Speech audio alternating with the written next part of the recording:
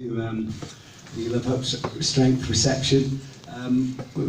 10 years ago, in this very building, James Chippendale and I sat on the stage upstairs in the main room, and we unveiled the idea of the Love Hope Strength Foundation to you all for the very first time.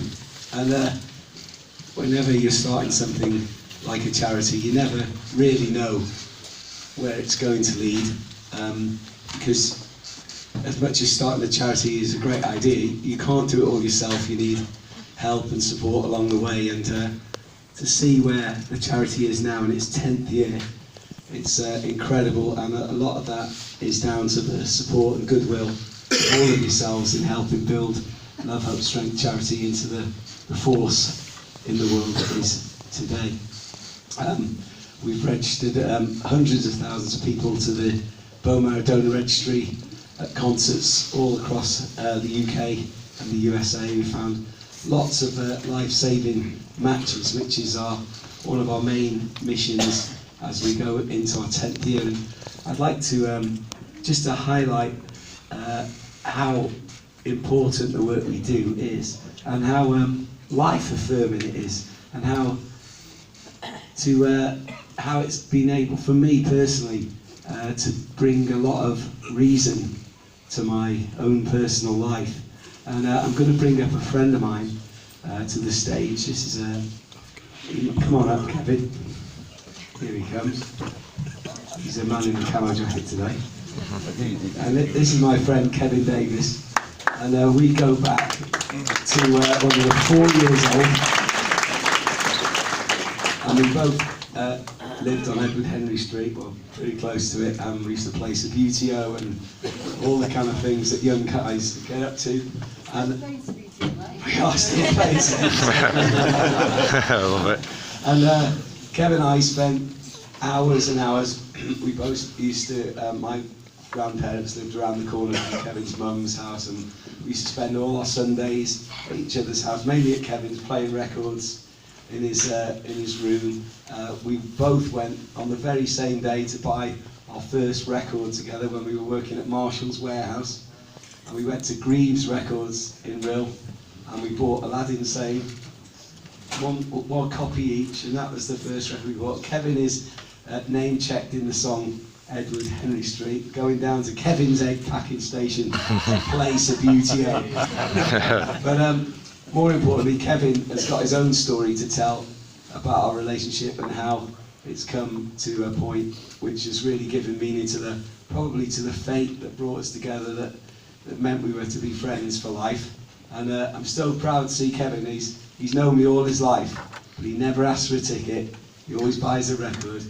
He's always at the front in the gigs, and it's kind of life affirming to see how much it means to him and how much he means to me personally. And I want to let you hear Kevin's story, because it's pretty incredible how life comes full circle. Kevin. On mic, I've made it. I'm not used to doing this kind of thing, so if I make any mistakes or wobble a bit, please bear with me. Right, okay. Mike and I, as he said, have known each other since probably before we were born, as he's previously said. The story, to cut to the chase, is on the 14th of May 2015, I went to see this great man at the Deaf Institute in Manchester. Now, I was 6 months away from being too old to donate. So, of course, it crosses your mind. The chance of being picked is virtually none anyway, because of the time parameters. So, Sue Owens, I don't think Sue's actually here today, but... Hi Sue, thanks. Sue swabbed me at that gig on the 14th of May 2015, and I walked away from that gig thinking, right, okay, I've done my bit, I've tried like everybody else who's been swabbed, and the chance of me being picked is nil. I walked away, never gave it another thought. Virtually just over 12 months away, I get a phone call in my house, thinking it's a wind-up, somebody trying to rip me off, as you do now when the phone rings, and it's not your mobile. So, I answered the questions, and they said, you know, you've been selected as a potential donor, so I thought, right, okay, first thing I did was contact Mike to ask him if it was a Joey call. He said, no, it'll be right, so I just went with the flow. So that was June 2016, just 11 months after I was swabbed. And they sent me to Preston Royal Hospital in Lancashire. They took a load of blood off me, and I thought, right, okay, they'll test me and it won't be me. About 2 weeks go by. Yeah, you're a potential match. I didn't know what to do. I just, as you can appreciate, it was a position that you don't think you're ever going to be in. And the chance of helping somebody in that way is immense.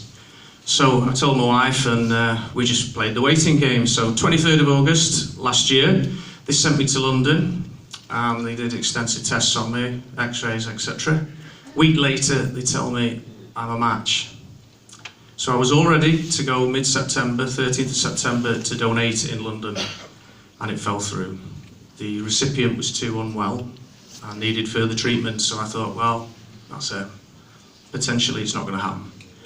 Another month goes by, game on, wheel back on. I went on my birthday, down to London to donate. Now, the recipient was £100 heavier than me, so I had to do 2 days donation, unfortunately, but there we go. It went ahead.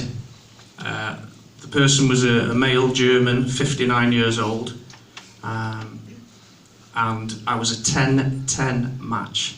A 10-10 match is a massive coincidence. It's normally family members, I think. Am I right? Yeah, bloodline. So I was a 10-10 match. Loads of coincidences. The Mike Peters thing. When I checked in the hotel, I get the same room number as my house number. I was born in '59, unfortunately, and the recipient was 59 years old. So all of these things, moon and the sun and all that, if you believe it, it was all in line. So I did the donation, and can I just say to anybody here that if you're not on the list, you've got to get on the list. I'm probably preached to converted, but anybody who is wary or worried about undergoing the process, forget it. I am not a medical hero, trust me. I'm just an ordinary bloke who doesn't do things like this. And when it happened, you just step up to the mark. It is painless. It is a piece of cake. If you expect somebody to do the same for you, please be a donor. If you're prepared to receive, please be prepared to give. Trust me, it's easy. So that was that really, that's basically my story. I wouldn't have done it. It's one of those things in life, you need a catalyst to set something going. My catalyst is my great mate, Mike Peters. I would never have done it if it wasn't for Mike, because it's just something I would never been aware of. I think the recipient should really thank Mike. So that's that basically. Hope I haven't gone on too long. Well, one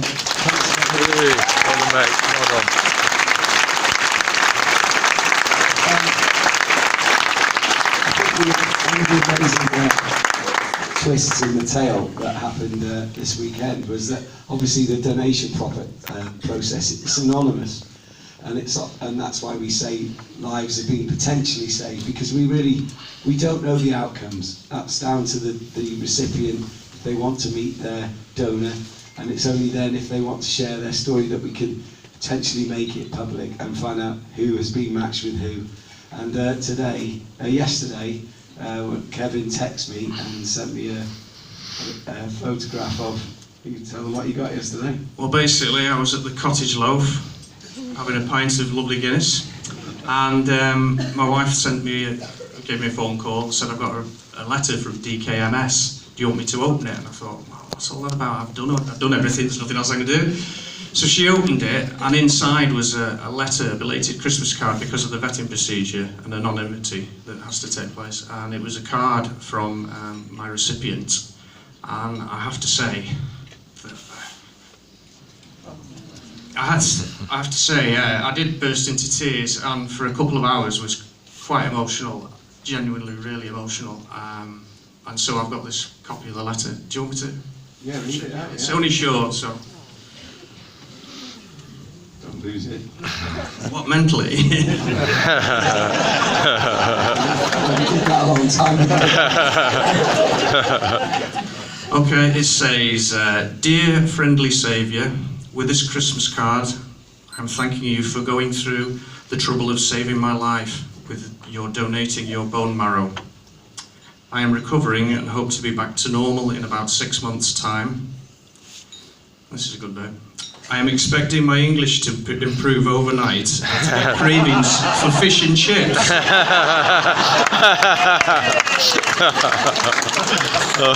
So there's no truth in the rumour that German people don't have a sense of humour. I am wishing you and your family a Merry Christmas and a Happy New Year and good health, with kind regards. Fantastic.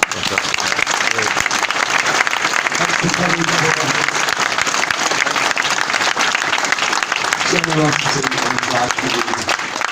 Spirit. Thank you, Kevin. Love you, mate. Without be saved. So that is the potential for all of us in the room today. Potential for everyone who comes in contact with Love, Hope, Strength, and that is what we hope to share with the world over the coming years as we grow and expand and take our message and make it as loud as we can, amplified through the rock and roll we're all part of. And so this year we're celebrating our 10th anniversary of Love, Hope, Strength, 10 years, and to hear stories like Kevin's, that just fuels all that I have to give to the charity. My own wife Jules and I both are cancer survivors now. Jules is doing amazingly well on her chemotherapy, and she's coming through with absolute flying colours. We've got everything.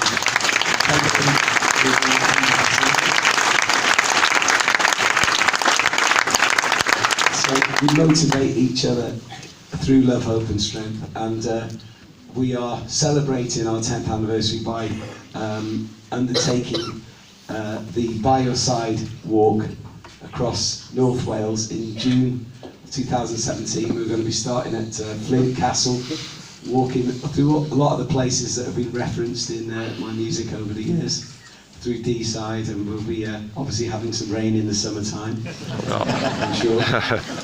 And we'll be high on the hill in the summit of Snowdon on June the 24th, and we'll be walking at over 130 miles in stages every day. I really hope that some of you will consider walking with us, even if it's for a mile or 10 miles, or come on the whole thing, whatever you want to do.